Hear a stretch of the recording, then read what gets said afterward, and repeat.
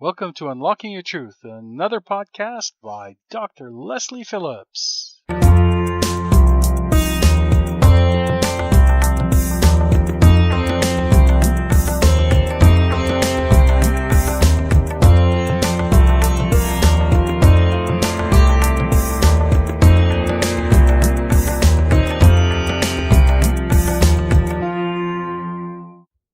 Hello everybody, welcome to Unlocking Your Truth with Dr. Leslie. My name is Dr. Leslie Phillips. I'll be your host for the next hour. And as you know, Unlocking Your Truth is a talk show all about metaphysics and spirituality. And the way that the show goes is that normally we start with a discussion topic. And so this evening, we're just going to go with the flow. That's the topic. Go with the flow, the river of life. And how you can think about the river as a metaphor for your life journey. I got the squeaky chair again. Uh-oh. I don't know if there's any sound effects that would make sense for. So I thought what I'd do is I'd read a few paragraphs from something written by somebody else, Mary Ellen Flora, who's a spiritual teacher in Washington across the border. And this is what she says about the river of life. Imagine your life is like a river, and you are flowing along your river of life. Rivers have calm waters, whirlpools, rocks, shady backwaters, rapids and waterfalls, deeps and shallows. Every aspect of the river brings new experiences, learning opportunities, time for peace and time for introspection, and times for alertness and action. The river offers everything you need to achieve your purpose and your goals. How do you relate to the river? Do you push it? Do you fight it? Do you drown in it? Do you try to escape from it? Do you find peace in it? Learn from it? Find joy in it? Exalt in its power and challenge? It's up to you how you experience the river of life. You are spirit and you have a physical body. The river is the flow of energy of spirit, learning in the physical world. Do you acknowledge that you are spirit? Do you recognize that you're not your body? Do you embrace your beauty and talent? You are spirit and part of the cosmos.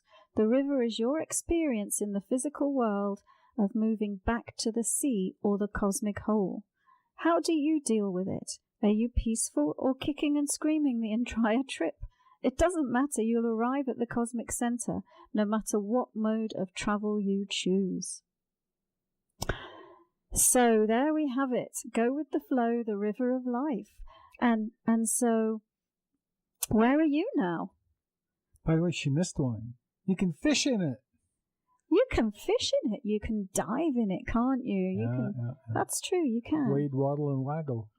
Yeah, and I was thinking, where am I right now? And I think I'm laying on my back on a raft, floating gently down the stream, because I feel tired. I just feel tired but relaxed.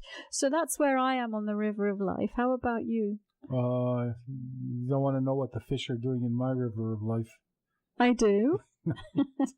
Are they biting your toes? Actually, my river of life is going along pretty nicely as well. I don't know if I'm on a raft. I might be floating around on my back a little bit. And it's nice, perfect temperature in a way, and everything seems pretty copacetic.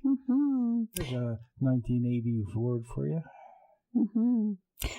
Yeah, so listeners, where are you? Where are you on the river of life? Because it offers a metaphor for all sorts of situations and experiences, doesn't it? Because you could be clinging to the riverbank in fear, going nowhere, because you're holding on to something, some belief, some pattern, some relationship that you need to let go of. So where are you? Hey, you can call us and lie to us if you want to. Yeah, call us and let us know where you are.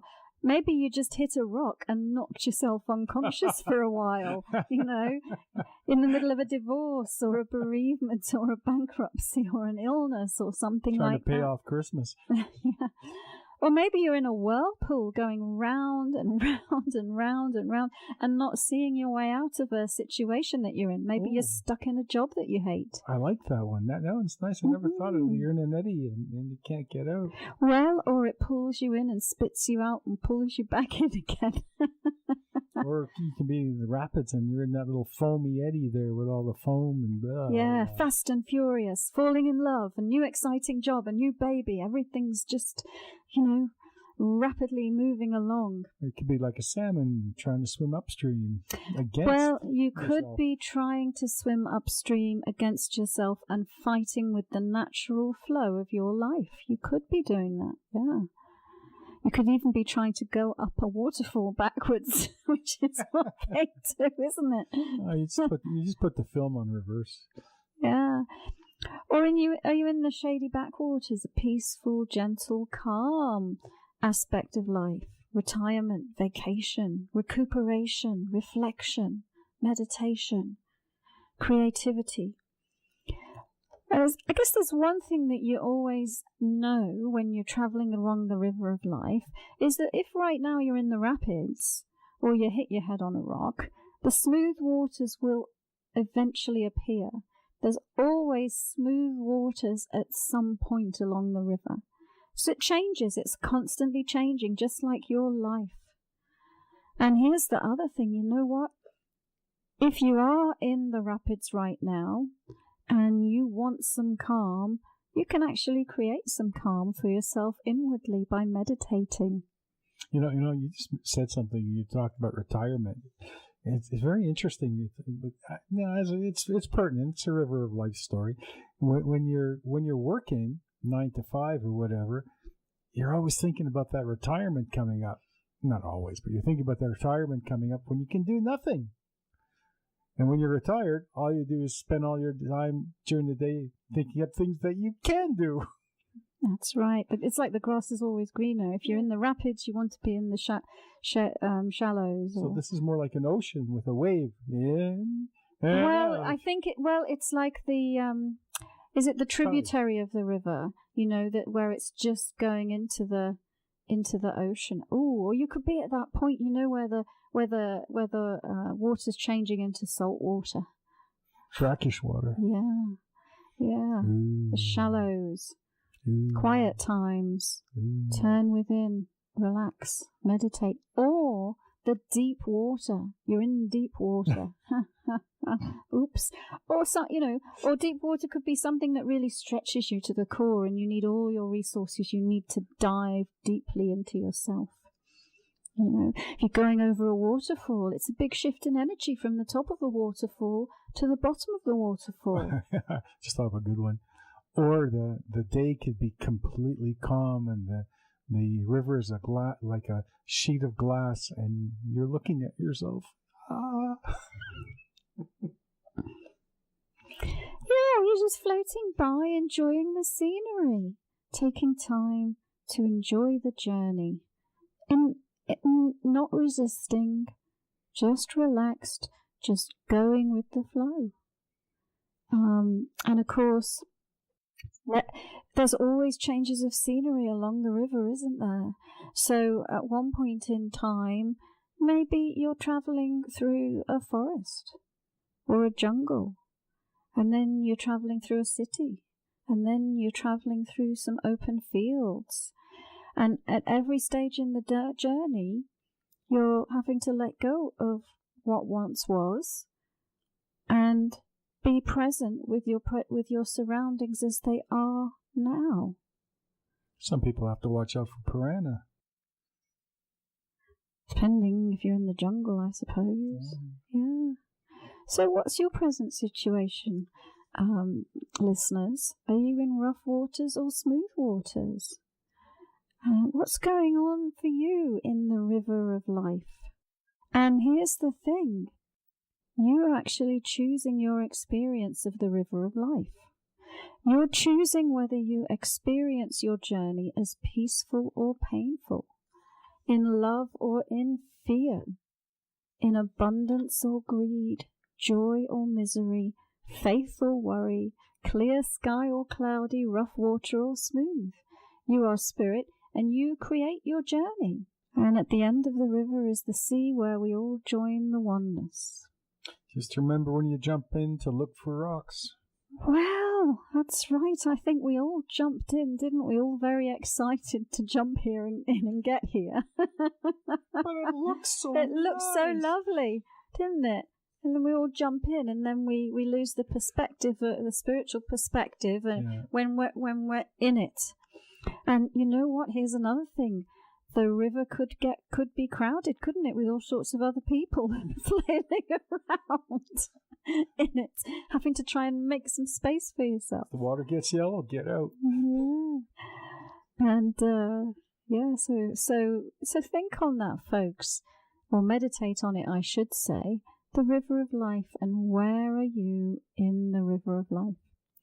Now, it's a bit of a short one tonight, just because we've got an enormous number of questions that people have written in with, and so I thought we might start the questions early tonight, Corey, just because there's so many of them. Well, why don't we do a break so you don't get disturbed? Yeah, sure. So I'll read out the phone number, and if people want to call in and ask a question or share where they are in the river of life, maybe we'll ask you if you phone up. So the number is 604-504-7441, extension 4142. And once again, it's 604-504-7441, extension 4142. You can also email info@drlesliephillips.com and ask us to cover your question on the radio show as well. So that's info@drlesliephillips.com. And of course, if you write in, you're not always guaranteed that we'll be able to answer it, because we do get a lot of questions, or we try our best to get to them all. So in a way, if you're desperate for an answer, phoning in is the best thing for that. We're going to go for a break. We'll be back in a flash.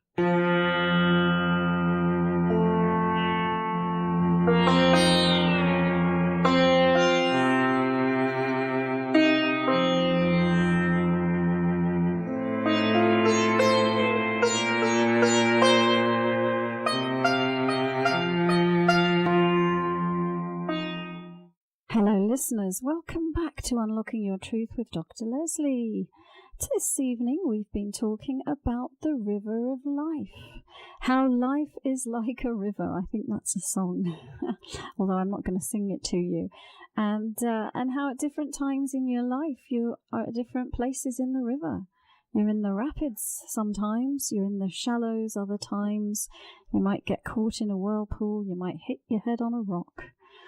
So now we're going to answer your questions, and we have a lot of email questions this evening. So what's the first one, Corey? Sometimes I forget that's my job. I know, I noticed. The first one is from Fern in Olympia. I take it it's Olympia, Washington. And she'd like to know, what is causing my energy to stick like mud? I can't commit to a path. There are too many options. Well, maybe that's the problem. Can't commit to a path and too many options. Okay, we'll take a look at that for Fern. So give me a moment to go into a trance and take a look at Fern's energy. Well, actually, I'm seeing that you are coming towards the end of a growth cycle. It's almost like you're about to go round the bend on the river.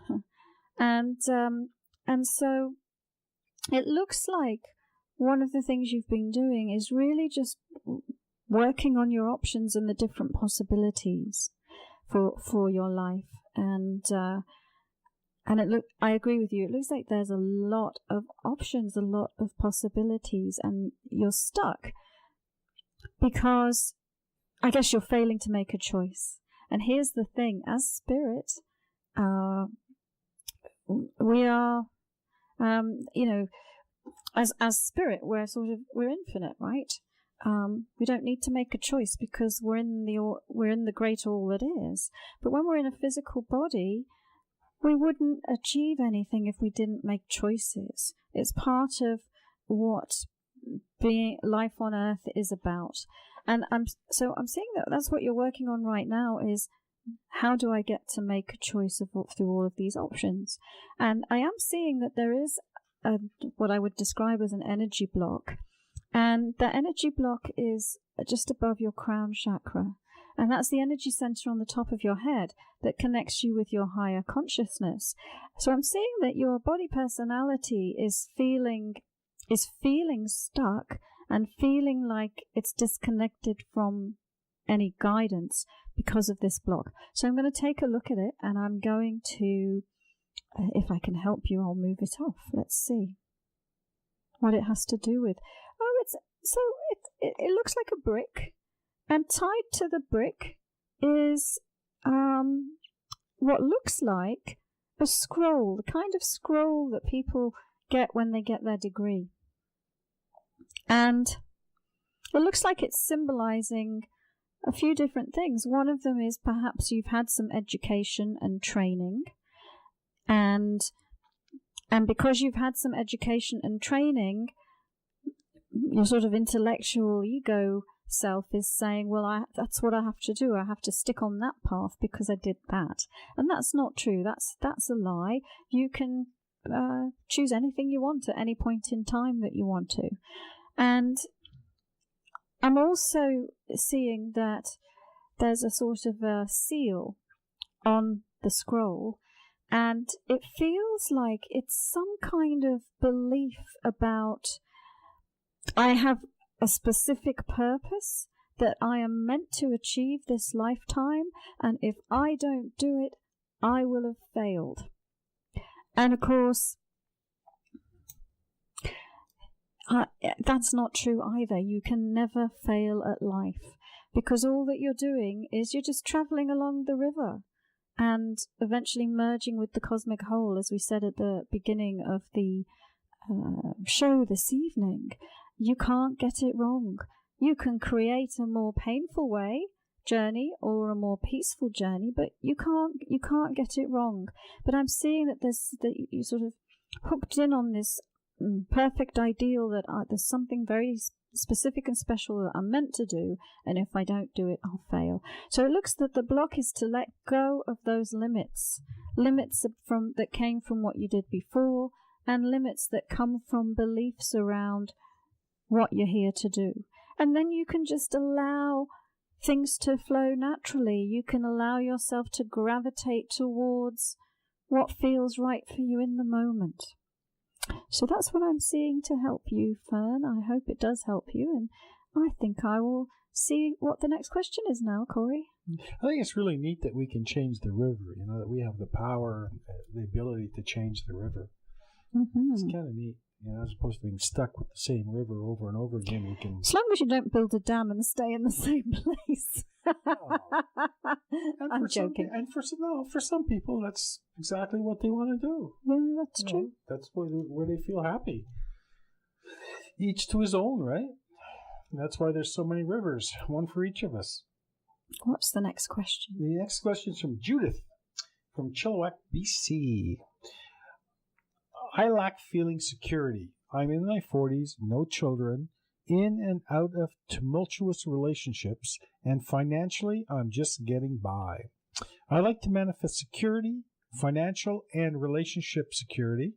What direction do I move in? In front of the mirror. No, I think that what you do is you allow yourself to float freely down the river. But we'll take a look. We'll take a look at that for you, Judith.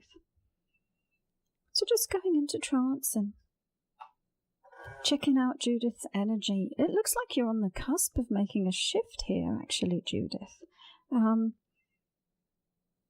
It looks like your energy is just really poised to make a shift. I'm seeing sort of like a combination of something new and something old, and you're sort of just switching from one to the other. Let me see. Anna, I feel a theme arising tonight, which has to do with don't let yourself be limited by what has been before. So you've got this story about your life journey so far. I traveled along the river and I saw insecurity. And then I went past my time to have children, and then I went through some relationships that drifted apart from me on the river, and so on. And so you could hold on to that story and your perceptions of the negativity of that story, and then it's like you're carrying it with you. And so, just as we said, it's sort of like let the scenery dissolve as you move forward on the river. And the reason I'm telling you this is because if you can do that, then you stop the past and your notions of the past having any impact on what you create now. And it looks like that's what it is, because I'm seeing, if I look at if I look at these two energy frequencies that I'm seeing in your space, one is the pain of the past and the feeling of being trapped. I'm trapped in this situation. It's really painful, and I'm trapped and I don't know what to do. And the new energy that's coming in says, all you do is you let go of it and believe in yourself and believe in the possibility of what you want for yourself. And so that's the shift, is into actually self-responsibility and self-empowerment and believing in yourself. And I'm also going to look into one specific block that I'm seeing that seems to be a barrier to this shift happening. So give me a moment. Aha! So I'm seeing a sign. It's sort of like one of those signs that you see at the bank of the river, no swimming in the river. But if you don't get in, you don't go anywhere, right? So it's some kind of fear that life is dangerous, and it always turns out like the story has turned out so far. And so don't go swimming anymore because there's sharks in the river. And so I think it's about you getting over your fears and letting go of the past. And if you can do that, you can create a different kind of journey from this point onward. So I am going to do one more, and then I'll go to another break, I think. Got time for one more and then another break. I thought we took an early break so you can go to 7:40. Ah, you're right. Yes. Okay, sure. Unless you want to. I mean, you're in charge. Yeah. You're the boss of me. Yeah, you know what? Sometimes I might need a break, Corey.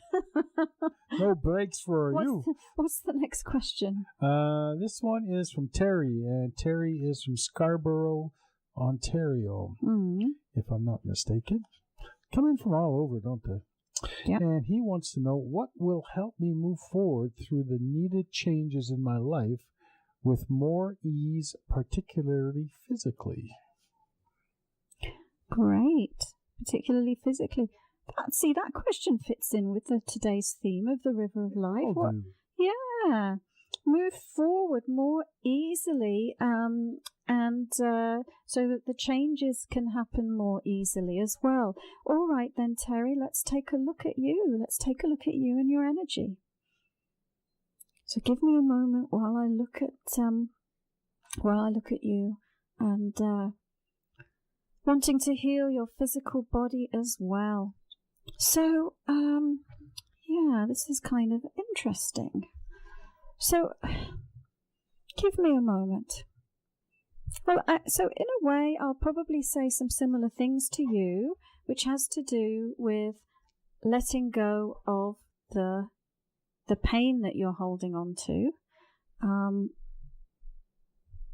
Give me a second.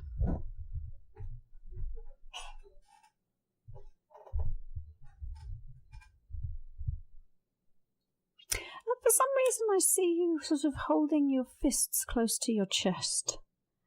And in one way as a protection, and in one way getting ready to fight. And so it's almost like the health challenge seems like the fight of your life. and makes you feel frail and fragile, and makes you want to protect yourself as well. And I'm seeing that rigidity and that resistance actually stops the flow of energy through your life. And so for you, the change that I would suggest is just letting go of resistance. So if you're feeling resistance about the physical issues that you're having, let it go and see if you can move yourself into a state of acceptance. And sometimes people think, well, if I accept this, it means I'm giving up. But it doesn't mean that you're giving up. What it means is that you are accepting what is. And it's only when you accept what is that you can actually begin to move forward from the place that you're at. Because what you resist persists. So the more you resist, the more you stay stuck. It's like in this analogy of the river of life that we've been using this evening, it's like you jamming yourself up against a rock so that the flow of the river doesn't carry you forward.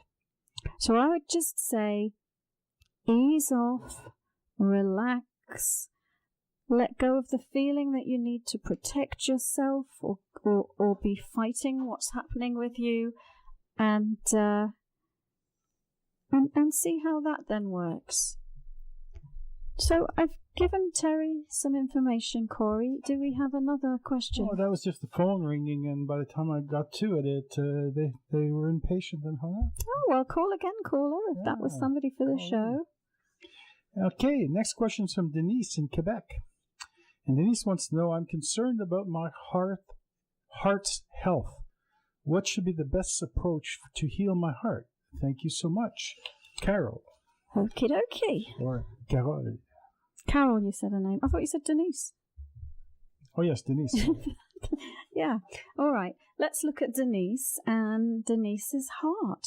So, again, give me a moment while I tune in to Denise's energy. And I'm just taking a minute to do that. That's why I'm going a little bit quiet. Well, the first thing, Denise, to heal your heart is get into your body where your heart is. Because I'm seeing that you spend a lot of your time outside of your body and disconnected from your body. And as you know, we talk a lot on this show about you are not your body. Right? Your body is a vehicle to help you have your life's experiences through. So I'm seeing you not be very grounded. And of course, that's another thing we talk a lot about on the show. And if you go back over the podcasts on drlesliephillips.com, you'll find one on grounding. So I suggest you listen to that, because one of the things that you can do is learn to ground. And what that will do is it will anchor you more in your body and help you improve your relationship with your body and help you release what it is that's led to this situation in the first place. Now, having said that, I'm also going to take a look at the physical heart and the energy center near the heart and see if there's some more information that we can give you to assist you.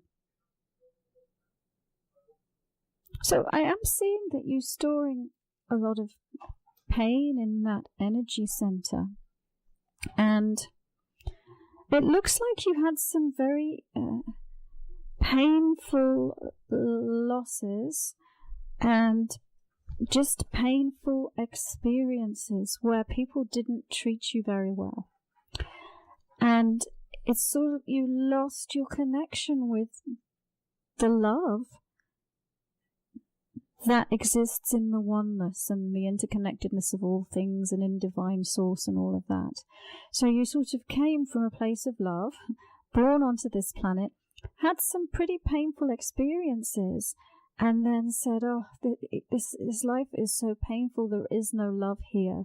And it looks like that shut down the flow of energy through your heart center, and over time has led to a physical issue. And It seems to me like the heart itself might be missing a beat or might be beating erratically, and that, there might be physical solutions that the doctors might suggest to you to help with that. Things like pacemakers and so on. But on an energetic level, I'm going to just give you a hand, and what I'm actually going to do is unplug I'm seeing a restriction in the back of the heart chakra, and I'm going to give you a hand unplugging that now, and just helping you start to get the energy moving again, and also just connect you with that divine source that is the source of love, because no matter how cruel other people are, no matter how mean to you they are, you don't have to look for them for love. You can find it within yourself. It's a really important spiritual lesson, actually, because so many people in this world, they're in such pain and they're not even capable of it. So find it within yourself. Be your own source of love and support. So the energy is starting to move through that heart center. And but I would say, Denise, it does look like quite a healing journey that you're on with respect to that heart. And it does look to me like there might be some physical intervention that happens here in order to assist you. But, I guess the other thing is it looks to me, anything that lets you release that pain, whether it's just tuning into it so that you feel it and then you cry, and really crying, just any way of releasing and letting go and unplugging it. But yeah, listen to that grounding podcast on drlesliephillips.com and start working with that. Start meditating and using the grounding to help you release the heaviness and pain that's in your heart. Okay, Corey, we might fit one more in before break. Let's squeeze one more in before the break. I just have to sit here, so I'm not really worried about working too hard. This one's from Annie, and Annie is in Malaysia. Cool. Yeah, no, it's very warm there at this time of day. Anyway, Annie'd like to. Her question is: I have a Pisces in my life who I feel like he is my soulmate. His birthday is the 23rd of February.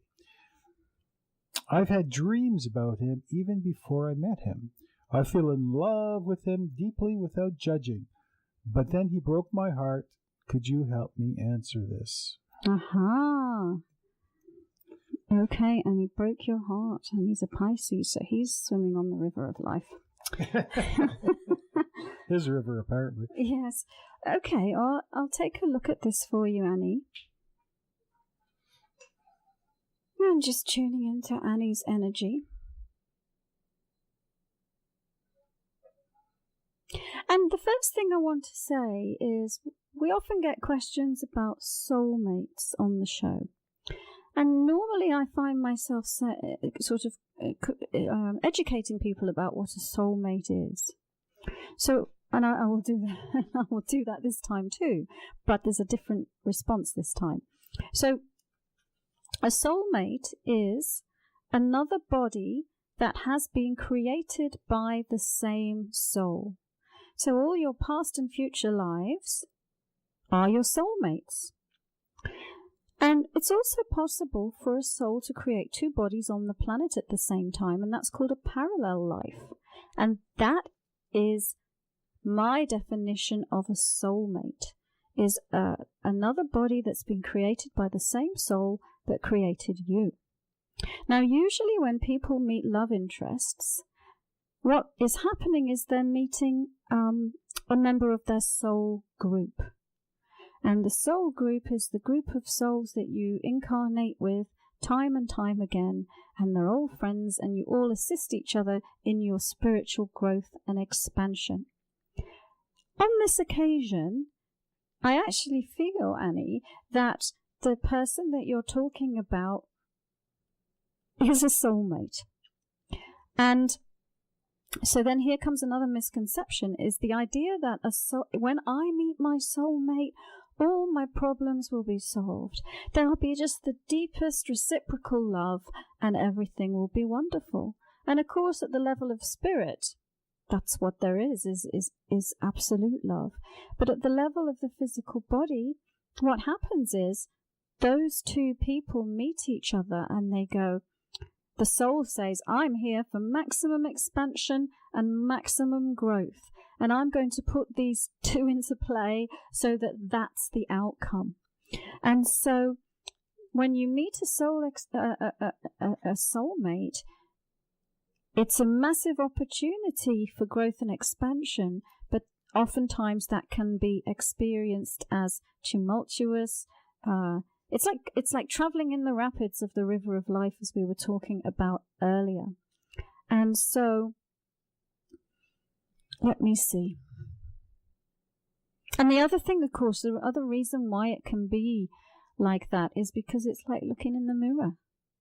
It's like looking in the mirror at yourself and seeing all of the things, about yourself that you might not appreciate. So let me give you some more information. So let's see. The other thing that I'm seeing that's very different about the two of you is that you're very heart-centered, and this person's very head-centered, or that your focus is on your fourth chakra and their focus is on their sixth chakra and their neutrality. So I'm seeing that they're looking at you through the eyes of neutrality and you're looking at them through the eyes of your heart. And so just very different ways of being in the world. And so what this has done at the soul level is it's created the opportunity for a balancing between head and heart, between fourth chakra and sixth chakra, between your clarity and your compassion. And so he came from a very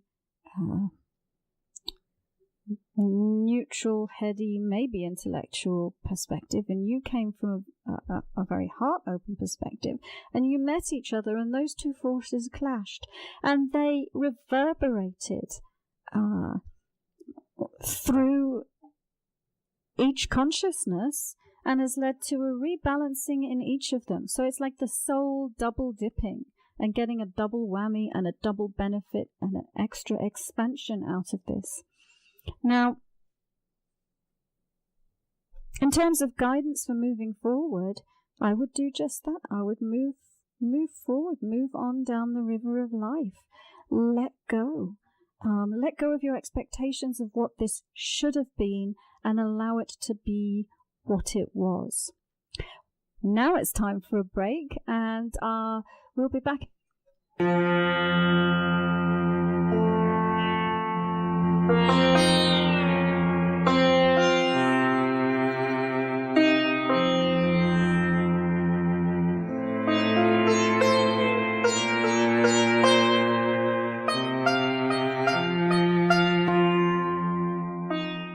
Hello everyone, welcome back to Unlocking Your Truth with Dr. Leslie. My name's Dr. Leslie Phillips, I'm your host, and we're answering your email questions this evening, because we've got loads of them. So what was it? We've got pages of them because we weren't here over Christmas and lots of people wrote in. Define loads. Like 3 pages is quite a lot of new ones, yeah. I'll read you the one that takes up half a page. All right. And actually, no, I'll go to Lana's question. Lana is in the new year. She's from Saanich and across on one of the islands. That's on Vancouver Island. Saanich? Saanich. Oh, Saanich. Yeah. Oh, I don't know then. Yeah. Well, it's out that way somewhere. Anyway, she wants, I think so. Yeah, it's in Canada. It's in BC. Yeah, I know. Okay. Geography lesson over. And Lana wants to know, I want to start a business in spring 2017 here on Salt Spring. Oh, there answers the question. There you go. But I'm not sure if I would be better off doing bookkeeping or digital marketing, or maybe neither. What looks bright and successful for me? All right, Lana, we'll take a look. So, doing books and accounting or digital marketing. So if I look at those two, I can tell you straight away that doing the accounting looks quite dull for you, not for everybody, and that the digital marketing looks brighter. And definitely doing some form of work online, that's what looks brighter. But I'm also seeing that it might take time to build some momentum and get things really going so that they're at the point where you would like them to be. And so for a while, it might be a case of juggling a few different things. But as far as I can tell, what looks the brightest is the digital marketing. Oh, definitely. Let me just see if I can see anything else about that. Working online for sure. What makes you laugh? No, I thought you said working online for Shaw. I did, but I didn't. I spelt it S-U-R-E, not S-H-A-W. Anyway, Lana, yeah, I think that's what we can tell you about that. And I'm seeing the digital online stuff rather than something else completely that you haven't thought of as well. All right, next question. Next question. Let me see if we have time for this one. Yeah, we do. It's 12 minutes too. You might give me 3 minutes to read the question, though. Okay. Hi, Dr. Leslie. I started listening. This question is from Jamie. And she wants to know, hi, Dr. Leslie. I started listening to your show today. I love your topics and look forward to learning more. I have a boyfriend in Reno that I have known for how many months? 4 months. I gotta get into the light here. There, that's better. I have been down multiple times with my 2 young sons. We all enjoy each other's company. My boyfriend and I have the same goals and aspirations in life. One being starting an off-grid community in Reno. I like that. I feel my life purpose is to live off the land and be completely self-sufficient, among other things. I live in Utah and intend to stay here to raise my boys. My youngest is 6. I also am going back to school to be a nurse. So moving to Reno to start a life with my boyfriend is being put on hold for at least 10 years. My ex has physical custody of my boys, but the schedule I have with my boys now is that I get to see them every day. My mother left when I was young, and I refused to do that to my boys. My question is, should I continue my relationship with my boyfriend long distance? The life we want together is so exciting for us. I just feel like even though I'm going to school and bettering myself, that I'm still putting my life on hold for my sons. Do I need to change my perspective on things?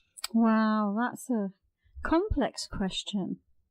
That's what I said. Yes, so many different factors that Jamie mentioned there. So, at the end of the day, cut to the chase, the question is, should I stay or should I go? You know, should I go into this new life that attracts me, or should I follow this plan of just continuing what I on the current track? So let's take a look. I think the question is, should I stay with my boyfriend or not? Ah, thank you. So I'm just tuning into Jamie. Well, the first thing that comes up to say, Jamie, is you've known this chap for 4 months, and so it looks like you're sort of leapt into serious thinking about it. And what I'm seeing is, if there's any shift to be made, it perhaps in perception, in that perception, which is to maybe take things not so seriously and all in and all out. And so I'm seeing that there's potential in that relationship for sure. And I'm not seeing that there's a reason to not continue. But if you continue with the realization of what the situation is. But I'm also seeing that, as they say, there's more than one way to skin a cat. So there's different types of ways that you could set your life up. And I'm seeing that he's committed to that path himself. And so it looks like that's a path, that's a track that he's on, that he's going to do. That's kind of part of his purpose. And I'm seeing, your purpose at the moment very much is being a mum. And so let me say it this way. If it was me, I would keep the relationship going, but just keep it on a simmer and allow it to be what it can be right now. There's definitely potential, but I wouldn't focus your energy on that. I'd just focus your energy on enjoying what it is right now. That's really what I'm seeing. So I think we might have time for a really short one. We're coming to the end of the show, folks, and of course, as always, you can write in your questions to info@drlesliephillips.com, and you can write your topic suggestions to drlesliephillips.com as well. Okay. Okay, this is from Jane, and Jane's in Abbotsford, and it's first time I've seen one of these. Did my late husband have an affair with a blonde woman? Thanks. Okay, that's a really quick one. Yes or no? Let's see. Did your late husband have an affair with a blonde woman? Well, I'm seeing your suspicion is not unfounded. Let's put it that way. And but I would also I'm not like we've been talking about to everyone tonight. It's about going with the flow and moving on from what once was, and not holding on. So I'd kind of let it go and hope that gives you a little bit of closure. All right, well, we're going to sign off now, and we will be back here. Thank you for joining us. You've been listening to another Unlocking Your Truth podcast by Dr. Leslie Phillips. For more information, go to our website at drlesleyphillips.com. That's drlesliephillips.com, where you can ask questions or send her an email, and there's many free gifts on there for you as well. Come back again.